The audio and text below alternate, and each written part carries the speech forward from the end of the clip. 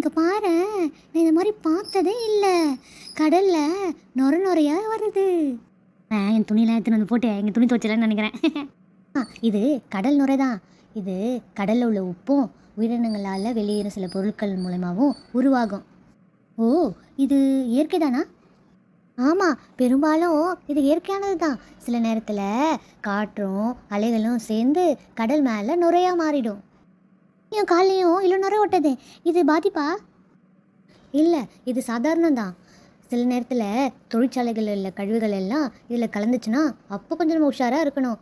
மற்றபடி எந்த பாதிப்பும் கிடையாது. யார் அந்த உஷாரா? ஏன் அவன் நம்ம கூட இருக்கணும்? சரி சரி, கோவப்படாத. நம்ம கடல் சுத்தமாக இருந்தால் நுரை கூட அழகாக தான் தெரியுது.